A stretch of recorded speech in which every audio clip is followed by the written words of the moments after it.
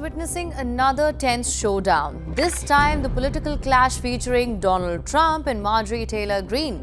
One that has gained national attention, not because it's unusual for political allies to fall out, but because of what triggered the split, the renewed push to release the remaining Epstein case documents. My name is Hemkaur Saroya. Let's explore what's at stake here, the accurate picture where the documents stand, and why this fight matters. Despite the flood of headlines, the public still does not have access to the full Epstein records. Over the past few months, congressional committees and investigators have released tens of thousands of pages. We're talking emails, schedules, travel notes, and assorted communications connected to Jeffrey Epstein and his associates.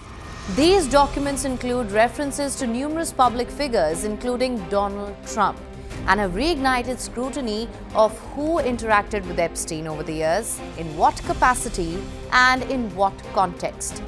But a significant portion of the Epstein files remains sealed, redacted, or legally protected. These include child sexual abuse material, identities and testimony of minor victims, grand jury materials, sensitive investigative records, evidence which may still be tied to active legal matters. By law, much of this cannot be released without court orders, survivor consent, or extensive redaction. So while Trump has been touting what feels like a massive document dump, the entire record is far from public, and it's the uncertainty around the remaining material that continues to fuel political anxiety. Now enter Marjorie Taylor Greene, long known as one of Trump's most loyal defenders, who surprised Washington by way of her emphatic calls for the Justice Department to release all unclassified Epstein documents. Her argument? Transparency is overdue, survivors deserve answers, and no rich, powerful figures can be allowed to obstruct the truth. To no one's surprise, this immediately put her at odds with Trump. While Trump has previously said he wanted the files released, it would appear that there has been a concerted effort by some to slow or at the very least soften the push. You know it, by either questioning the process, calling it a distraction, or casting it as a partisan tactic. If you're going to do it, then you have to go into Epstein's friends. This Reid Hoffman spent a lot of time on the island. I was never on his island. Bill Clinton went there supposedly 28 times. Greene's sudden and public support for the petition was therefore seen by Trump as a break in the ranks.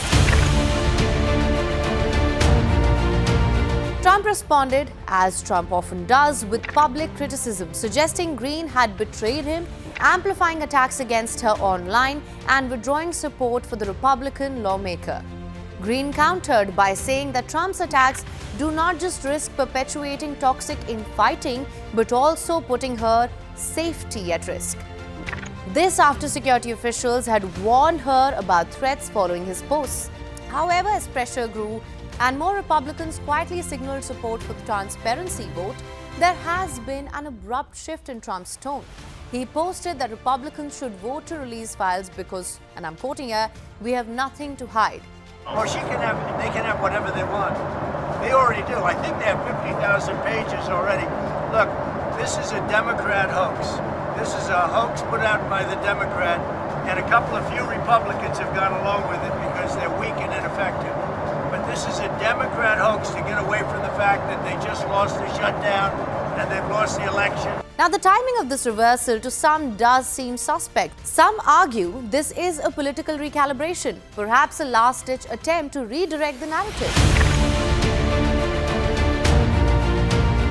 Now, it does not help that Epstein's newly released emails have painted a rather disturbing picture of his view of Donald Trump, suggesting Trump may have known more about Epstein's activities than he has publicly admitted. In one message to Ghislaine Maxwell, Epstein critically called Trump, and I'm quoting here, "the dog that hasn't barked." In another email, Epstein outright wrote, and I'm quoting again, "of course, Trump knew about the girls," claiming Trump had even asked Ghislaine to stop.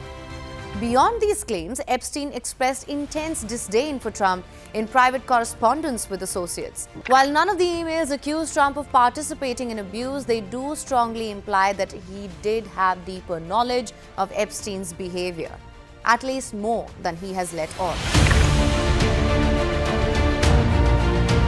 Now, this feud reveals deeper tensions. There's a growing internal divide over how to handle this case. Some Republicans believe full transparency is the only responsible way.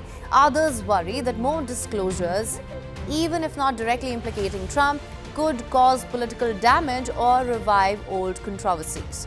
The feud also reflects a broader national mood, a demand for accountability, especially in a case involving the exploitation of minors, powerful men, and a long history of institutional failures.